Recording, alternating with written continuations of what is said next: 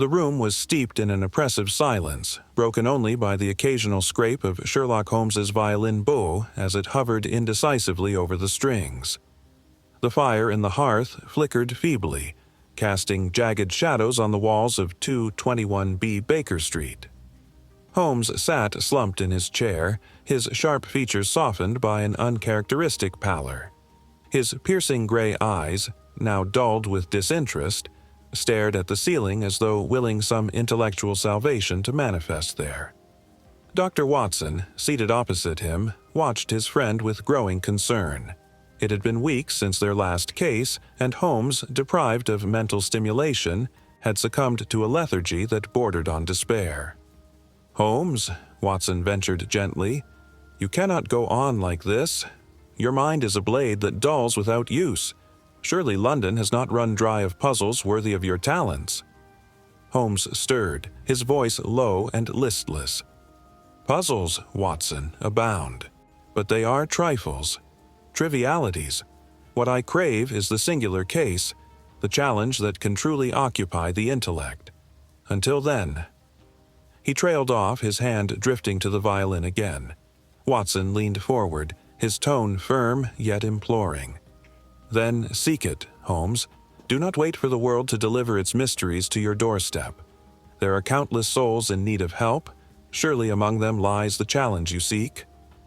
Holmes smirked faintly, though it carried no warmth. "Your faith in humanity's capacity for intrigue is touching, my dear Watson. But the riddle I seek eludes me still." Watson stood, pacing the room. "You cannot languish here. What good is your mind if you allow it to waste away?" Holmes raised a hand to silence him, but before he could reply there came a knock at the door, urgent, rapid, and insistent. Mrs. Hudson appeared in the doorway, her usual composure tinged with unease. "A lady to see you, Mr. Holmes. She insists it is of utmost importance." Holmes straightened slightly, curiosity flickering in his eyes for the first time in days. "Show her in." A moment later, Lady Eleanor Ashcroft swept into the room. Her regal bearing was undermined by the tremor in her hands and the shadows beneath her eyes. Watson, ever observant, noted the pristine lace gloves she wore, marred only by faint stains at the fingertips. "Mr. Holmes," she began, her voice trembling despite her efforts to steady it. "My name is Lady Eleanor Ashcroft, and I am in desperate need of your assistance." Holmes gestured for her to sit, his posture now taut with attention. "Pray, proceed, Lady Ashcroft. Time is often an enemy in matters of distress." She took a deep breath, clasping her hands tightly. "It is my brother, Lord Charles. He was a diplomat. 3 days ago, he vanished without a trace. I fear something terrible has happened." Lady Eleanor reached into her handbag and produced a slip of paper, its edges frayed. She handed it to Holmes, who examined it with keen intensity. "This was found in his study," she explained. "It was the only clue we could uncover." Holmes held the note aloft, its contents stark against the parchment. A smear of blood stained the corner, and scrawled across the paper was a cipher, its characters angular and erratic. Watson peered over Holmes's shoulder. "A cipher? What do you make of it, Holmes?" Holmes's lips pressed into a thin line. "It is not the cipher itself that intrigues me, but the circumstances of its presence. Blood and a code, hardly the tools of a diplomat. There is something deeper here." Holmes's fingers traced the edges of the note, his expression unreadable. Watson observed the faint flicker of something unspoken in his friend's eyes. A shadow of recognition, perhaps, or of dread. "You seem disturbed, Holmes," Watson ventured cautiously. Holmes's gaze snapped to Watson, sharp and unyielding. "Disturbed, Watson, but not deterred. This cipher is a gateway to something far larger. A network, perhaps, or a vendetta. Either way, it carries echoes of certain past entanglements." Watson tilted his head, sensing the weight of Holmes's words.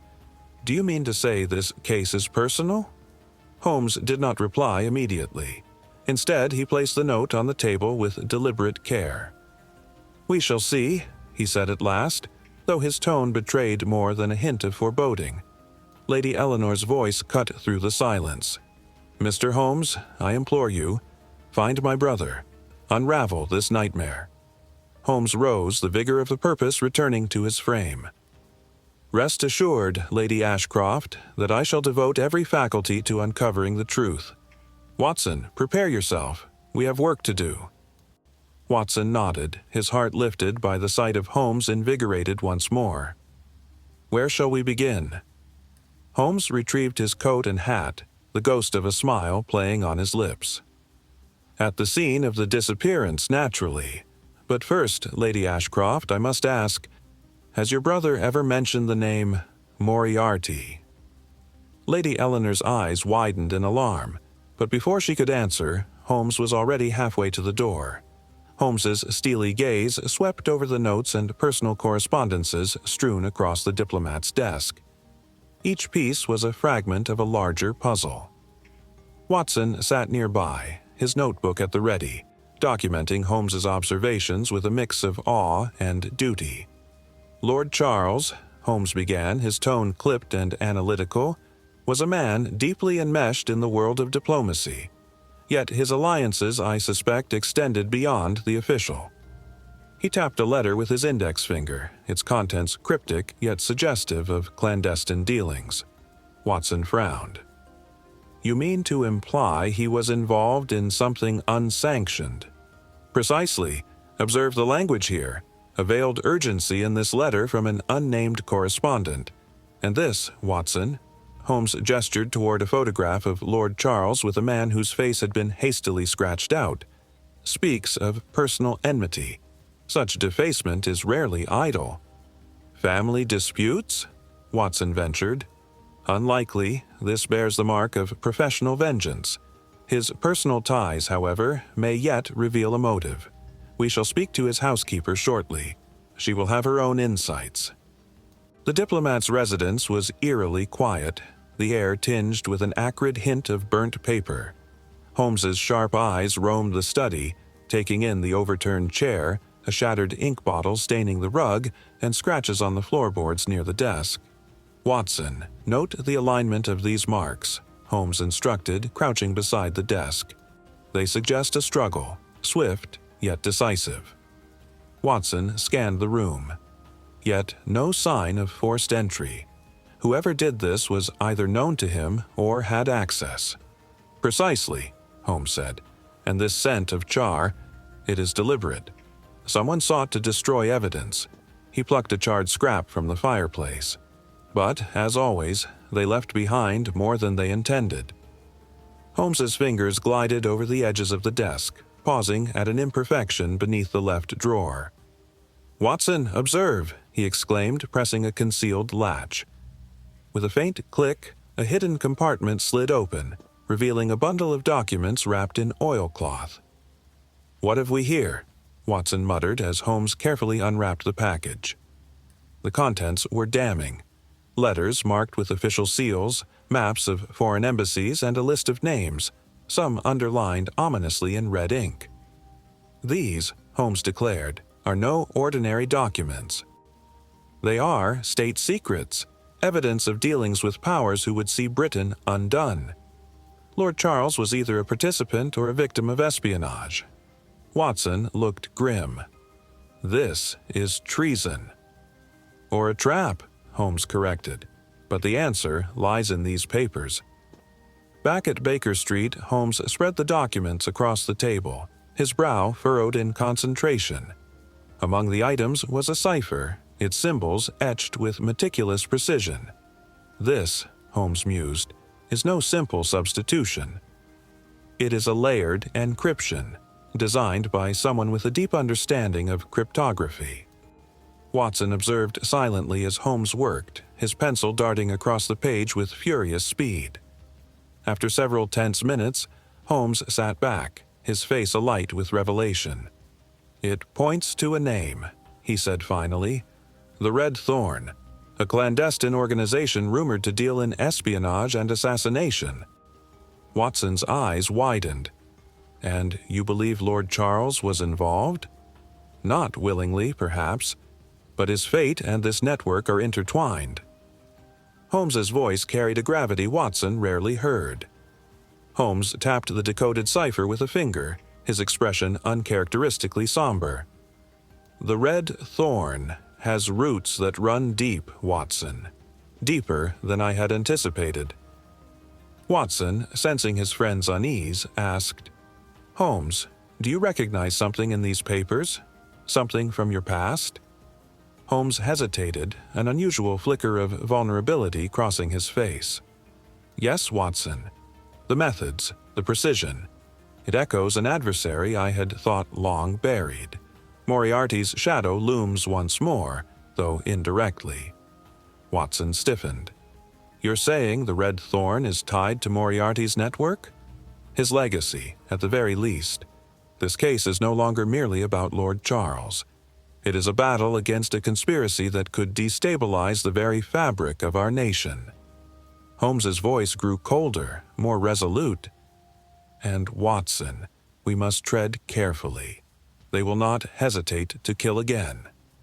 The room fell silent as Watson absorbed the weight of Holmes's words. The case had grown far darker than either had anticipated, and its implications were more personal than Watson dared to imagine. Holmes rose abruptly, his resolve sharpened. "Prepare yourself, Watson. Our next move will determine whether we uncover the truth or fall victim to it." The clamor of distant voices filled the air as Holmes and Watson stepped into the dimly lit tavern. The scent of stale ale mingled with the acrid tang of pipe smoke, making the atmosphere almost stifling. At a corner table sat their quarry, a wiry man with darting eyes and a nervous twitch in his fingers. "Mr. Carlyle, I presume?" Holmes addressed the man with a tone that was polite yet edged with authority.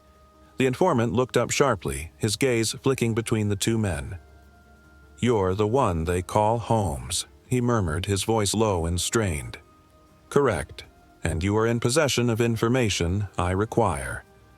Holmes's eyes locked onto Carlyle's with a precision that made the man squirm. "I don't.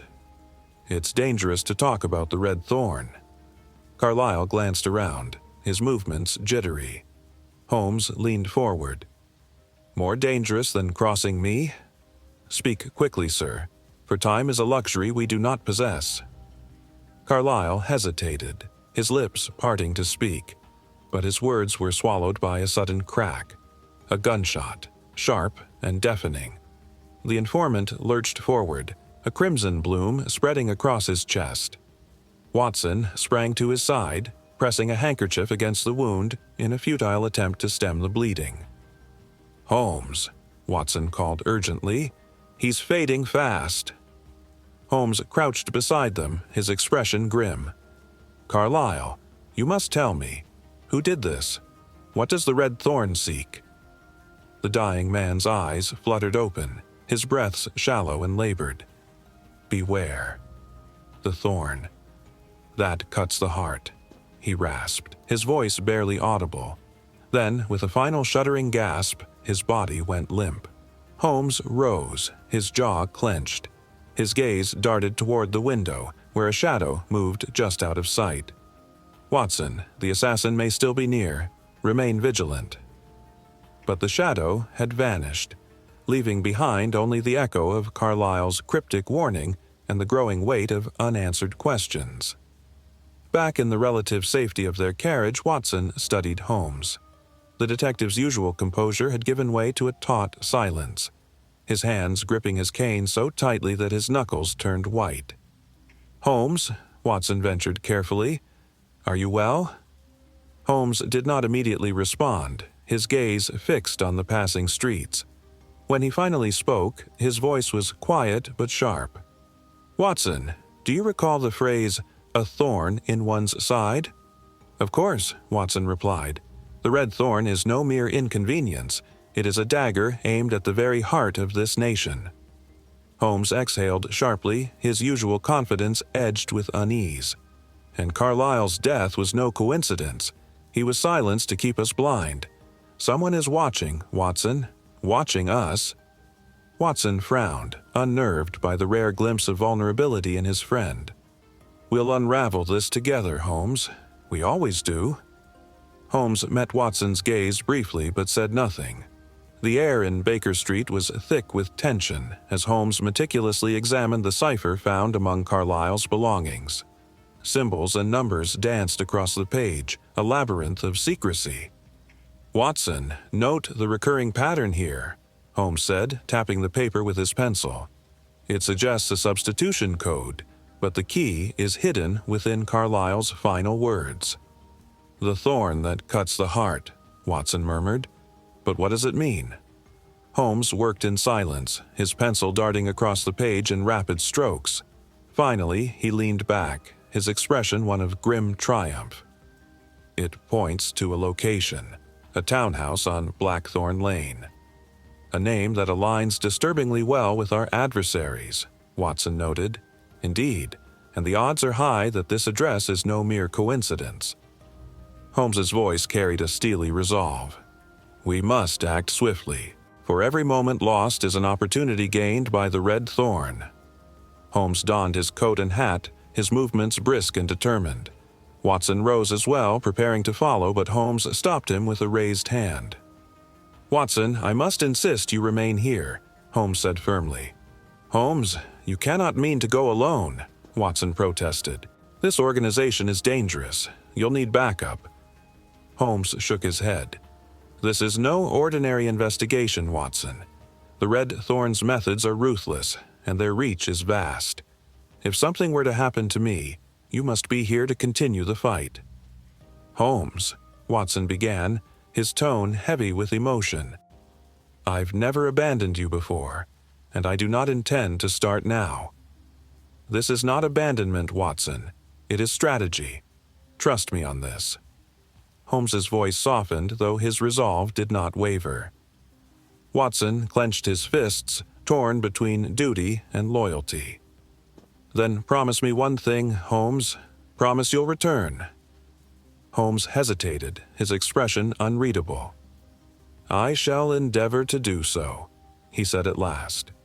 Then, without another word, he slipped into the night, leaving Watson behind with a heart heavy with foreboding. The evening air was laden with dampness as Holmes, clad in the rough attire of a dock worker, approached the decrepit warehouse on the Thames. Inside, the faint murmur of voices reached his ears, the tones clipped and deliberate. Holmes slipped into the shadows, his movements precise and soundless.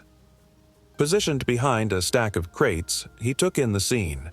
A semicircle of men, their faces obscured by hoods, and at their center, a figure with an air of command. The leader spoke with chilling certainty, his voice carrying a weight that demanded attention. Holmes adjusted his position, careful to remain unseen. His heart raced, though not with fear. It was the thrill of the hunt, the perilous balance between discovery and revelation. As he strained to catch every word, he allowed himself a fleeting thought. The risk of exposure here was immense. Yet, if his suspicions about the Red Thorn were correct, the knowledge gained tonight could unravel a conspiracy of catastrophic proportions. Holmes's sharp ears caught the leader's next words, each one a hammer blow to the stability of the British Empire. "The assassination of the Foreign Secretary will be the signal," the man declared. "Once the others follow, chaos will reign, and the path to control will be clear."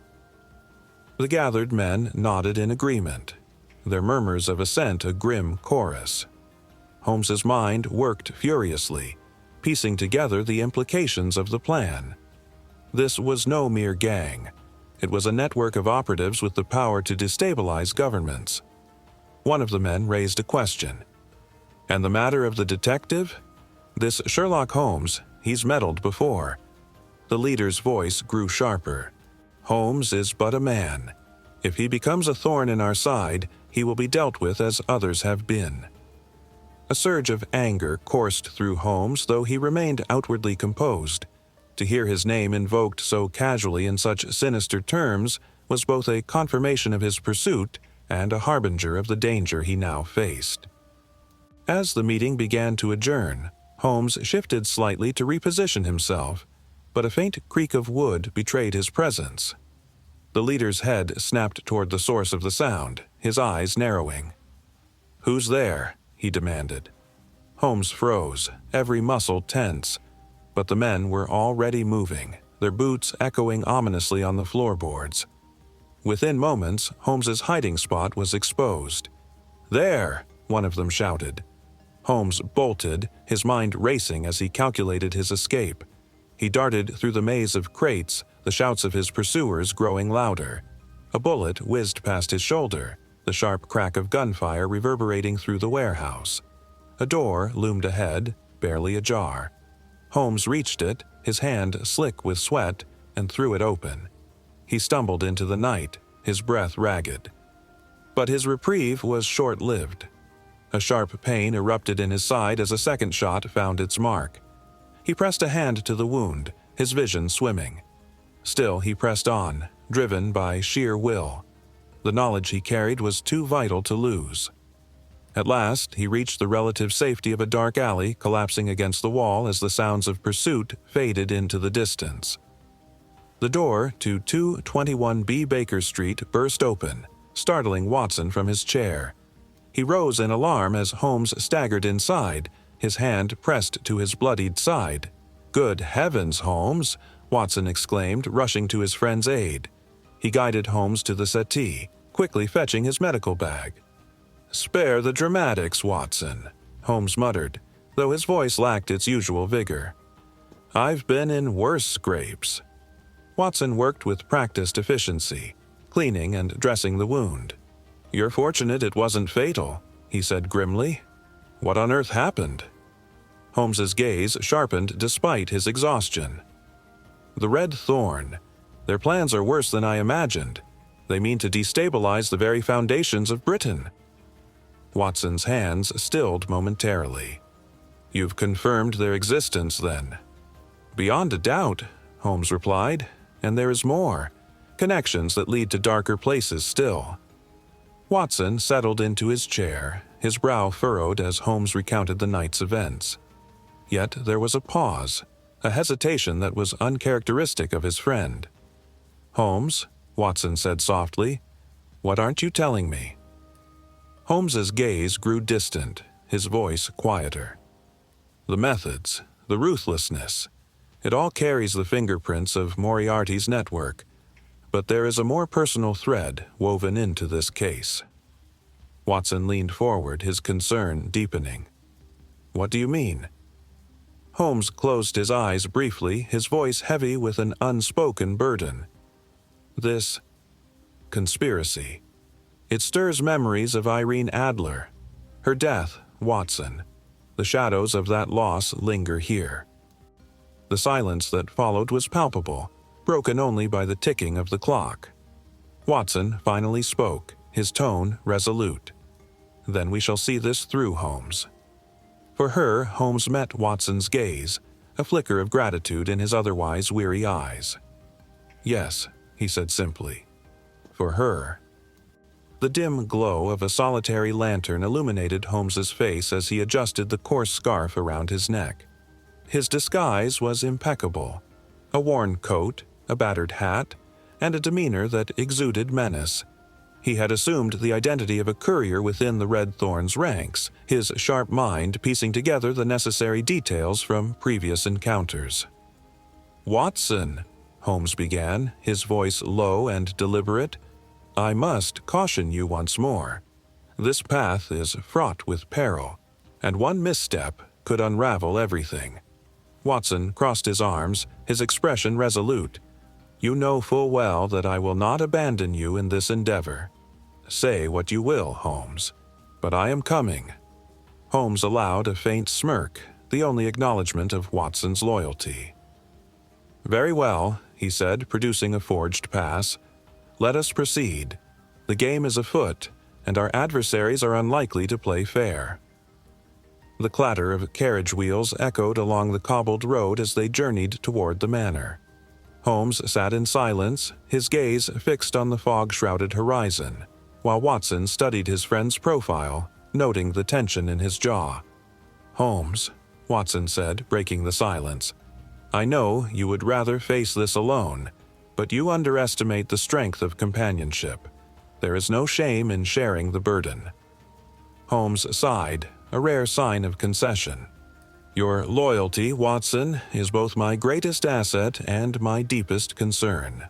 I trust you to watch my back, though it may cost us dearly." Watson's response was immediate. "Whatever the cost, Holmes, we face it together." The manor loomed ahead, its silhouette jagged against the moonlit sky. Ivy clung to its crumbling walls, and the air carried the faint scent of damp decay. Holmes and Watson approached with caution, their footsteps muffled against the overgrown path. "This place," Watson murmured, "reeks of secrets best left undiscovered." Holmes held up a hand for silence, his ears attuned to every creak and groan of the building. They entered through a side door, its rusted hinges protesting softly. Inside, the air was thick with dust and disuse. "Observe, Watson," Holmes whispered, pointing to a faint trail of footprints in the grime. "We are not alone. Someone has been here recently, and perhaps still is." The two men moved deeper into the manor, their every step fraught with tension. In what appeared to have once been a study, Holmes's keen eye was drawn to a bookshelf slightly ajar. He motioned for Watson to assist, and together they revealed a hidden compartment behind it. Inside lay a leather-bound ledger, its spine cracked with age. Holmes opened it carefully, his expression darkening as he scanned the contents. "Watson, this is damning evidence indeed," he said, tapping a page. "A comprehensive list of individuals, politicians, businessmen, even members of law enforcement, compromised by the red thorn." Watson peered over his shoulder. "And these names in red ink?" "High-profile targets," Holmes replied grimly. "Victims yet to fall. This ledger is a roadmap to chaos, and it must not remain in their hands." Holmes secured the ledger beneath his coat, his movements brisk. "Come, Watson. We must—" His sentence was cut short by the sound of approaching footsteps. The shadows seemed to come alive as figures emerged, their faces obscured and their weapons glinting faintly in the dim light. Holmes pushed Watson behind him, his voice sharp. "Stay close and follow my lead." The first assailant lunged, but Holmes anticipated the move, sidestepping deftly and striking with his cane. Watson, though less agile, defended himself with determination, fending off an attacker with a chair leg. The room erupted into chaos, the sound of struggle reverberating through the decrepit manor. Holmes fought with precision, each movement calculated, but the odds were against them. A blow from behind sent Watson sprawling, his shoulders striking the ground with a sickening thud. He gritted his teeth against the pain, clutching his arm as Holmes dragged him to his feet. "Watson, we must retreat," Holmes barked, his tone brooking no argument. With the ledger clutched tightly, they stumbled through the maze-like corridors, the shouts of their pursuers growing fainter as they finally burst into the open air. Holmes helped Watson into the waiting carriage, his expression grim as he pressed a handkerchief to the wound on Watson's shoulder. "You've done well, my friend," he said quietly, though his voice carried the weight of their narrow escape. "But this is far from over." Holmes paced the confines of 221B Baker Street, the familiar scent of tobacco lingering in the air. The ledger lay open on the table, its damning contents scrutinized under the detective's relentless gaze. Watson observed silently, the intensity of Holmes's focus signaling that he was on the verge of a revelation. Suddenly, Holmes halted, his eyes gleaming with realization. "Sebastian Marlo," he declared. Watson frowned. "The name is familiar. Wasn't he—" "A former ally," Holmes interrupted, his tone sharp. "A brilliant strategist in his own right, though prone to fits of moral ambiguity. We parted ways years ago after a disagreement over methods. It appears he has resurfaced, and with a vendetta." Watson leaned forward, his concern evident. "You believe he orchestrated all this?" "There is no doubt," Holmes replied, his voice heavy with conviction.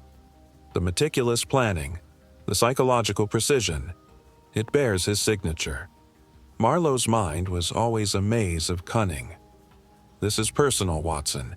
He intends to dismantle me as much as the nation. The dimly lit warehouse echoed with Holmes's footsteps as he approached the solitary figure standing amidst crates and shadows. Marlowe turned, his face illuminated by a faint, sardonic smile. "Ah, Holmes," Marlowe drawled, his voice smooth and mocking. "I wondered how long it would take for you to find me." Holmes remained composed, his keen eyes locked onto Marlowe. "Your games have gone far enough, Marlowe. Whatever grievance you hold against me does not justify this carnage." Marlowe chuckled darkly. "You always did moralize so eloquently. But this isn't about justification, Holmes. It's about demonstrating superiority, something you've long denied me." Holmes's voice was steady, though a trace of steel laced his words. "Superiority lies in preservation, not destruction. Your actions will collapse under their own weight." "Then let us see who collapses first," Marlowe replied, his smile vanishing as their battle of intellect began in earnest. Marlowe circled Holmes like a predator savoring its prey, his words sharp and deliberate. "You see, Holmes, this isn't merely about destabilizing the government. No, that is but a stepping stone.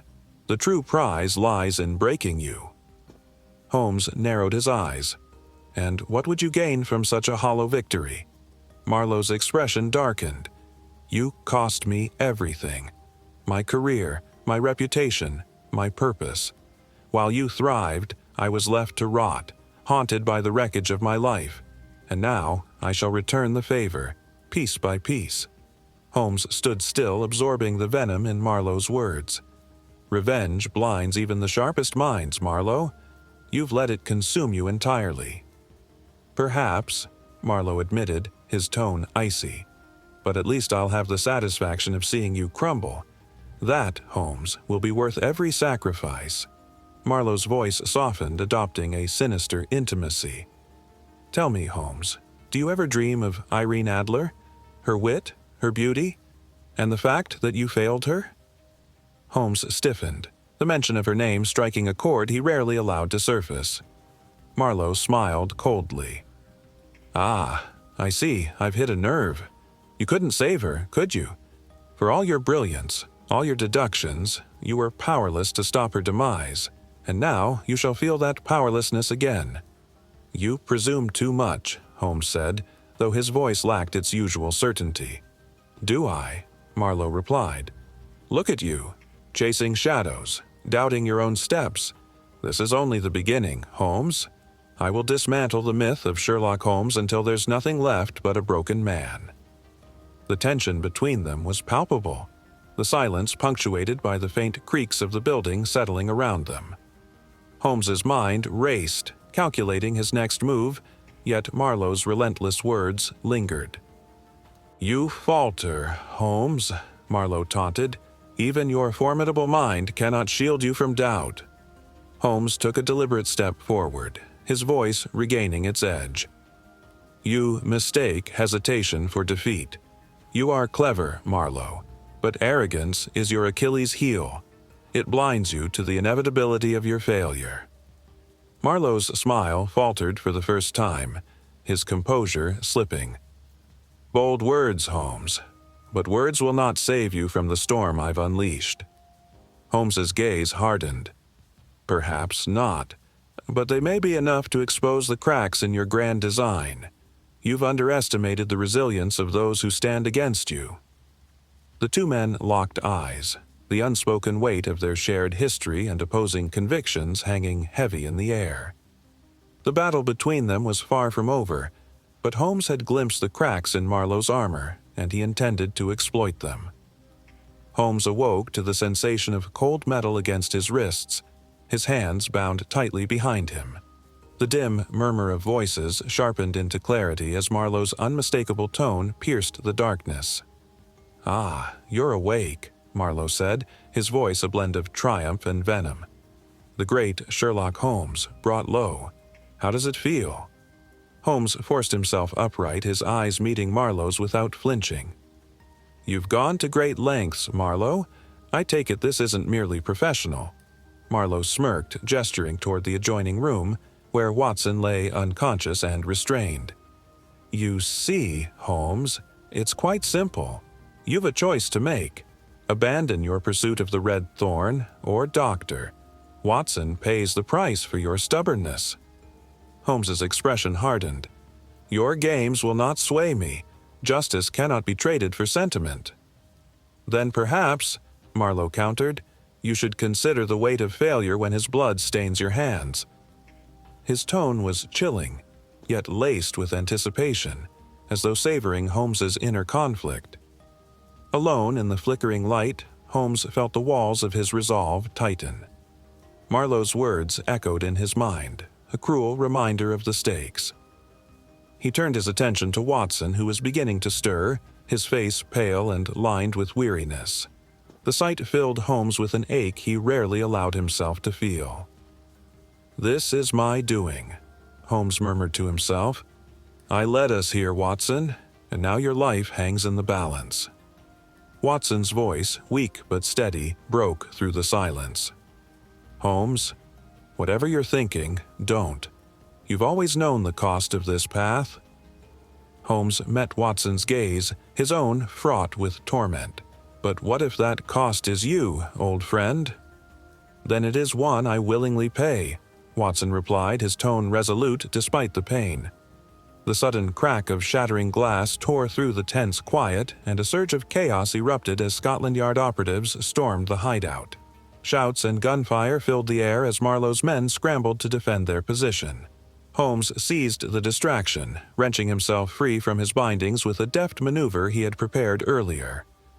"Watson!" he called, cutting through the noise as he reached his friend. Watson, though weakened, managed a nod of acknowledgement. "A dramatic entrance," he murmured, "but well-timed." Together they navigated the fray, dodging stray bullets and narrowly avoiding capture. Holmes's mind worked at lightning speed, cataloging each movement, each vulnerability in their adversaries' defenses. Marlo stood at the center of the chaos, his composure shaken but unyielding. He locked eyes with Holmes, a silent challenge passing between them. Before Holmes could intercept him, Marlo hurled a smoke bomb into the fray, vanishing in the ensuing cloud. By the time the air cleared, he was gone, leaving Holmes and Watson to contend with the aftermath. As the din subsided, Holmes stood amidst the wreckage, his expression grim. Scotland Yard officers secured the remaining operatives, but the absence of Marlo cast a shadow over the operation. Watson, his arm in a makeshift sling, approached cautiously. "He escaped, didn't he?" Holmes nodded, his jaw tight. "Marlo is a master of evasion. He planned for every eventuality." Lestrade approached, his face lined with concern. "We've secured the ledger and apprehended a fair number of his men. That's a victory, isn't it?" "Victory?" Holmes replied, his tone biting. "This is no victory, Inspector. Marlo remains at large, his plans still in motion. This is merely survival." Watson placed a steadying hand on Holmes's shoulder. "We'll stop him, Holmes. This isn't over." Holmes's gaze lingered on the horizon, his mind already turning toward the next move. "No, Watson, it isn't over. Not by a long stretch." Later that night, Holmes sat in silence at the window of 221B Baker Street, the faint glow of the city casting long shadows across the room. Watson observed from his chair, sensing the turmoil within his friend. "Holmes," Watson said softly, "you can't carry this weight alone." Holmes didn't look at him, his voice distant. "Marlowe's words were not without merit. My failures have left cracks in the foundation. Irene Adler, now you." He trailed off, his usual poise faltering. Watson leaned forward, his tone firm. "Failures do not define a man, Holmes. What matters is how he rises in their wake." Holmes turned to face Watson, a flicker of gratitude softening his features. "You, Watson, are the anchor that keeps me from drifting. Perhaps that will be enough." With that, the room fell into a quiet stillness, the unspoken weight of the battle ahead lingering like a specter in the air. The air within 221B Baker Street was heavy with an unnatural stillness. Holmes sat in his chair, the once vivid spark in his eyes dimmed to embers. His violin rested untouched beside him, and the case papers lay scattered across the floor, as though abandoned mid-thought. Watson entered quietly, his gaze falling on his friend's slumped figure. Holmes had barely spoken since their return, retreating into himself in a way that unnerved even Watson, who was no stranger to his moods. "Holmes," Watson began gently, "you must not let this consume you. One man cannot bear the weight of every failure." Holmes stirred but did not lift his gaze. "Failure, Watson, is not merely a fleeting shadow. It is a scar, a reminder of the fallibility I cannot afford. Marlo is still at large, and his plans remain intact. I have failed to see the end of his web."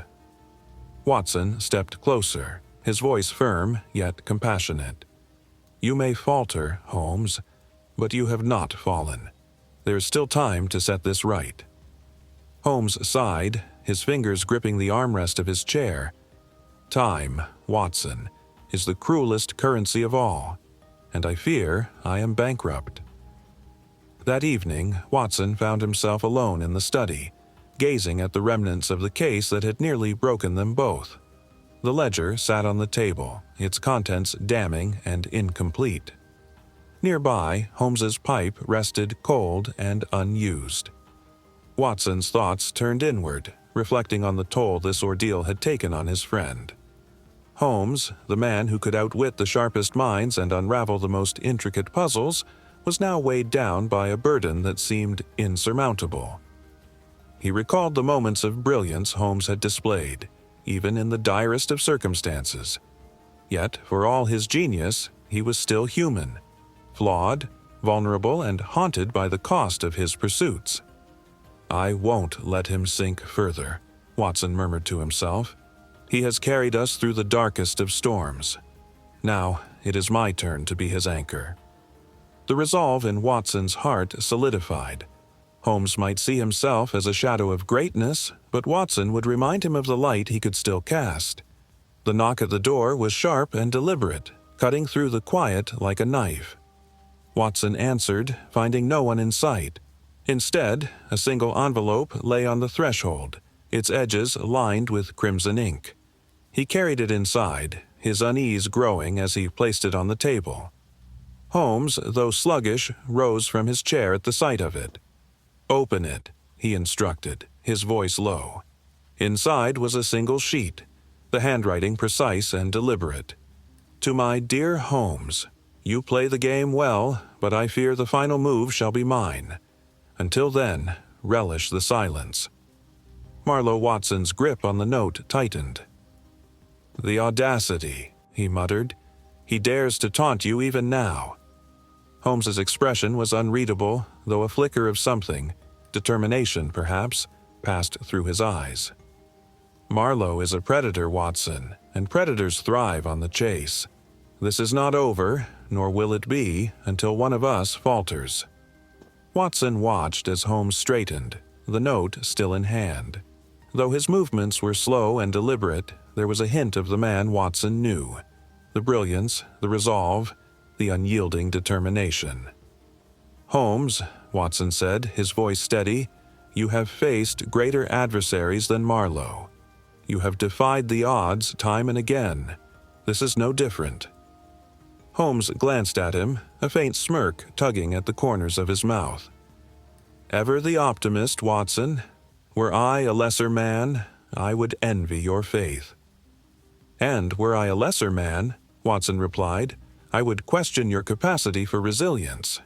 But I know better." For the first time in days, Holmes allowed himself a genuine moment of reflection. "Then we shall see it through, my friend.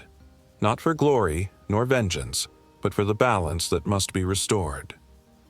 As Watson extinguished the lamp that night, he carried with him a renewed sense of purpose.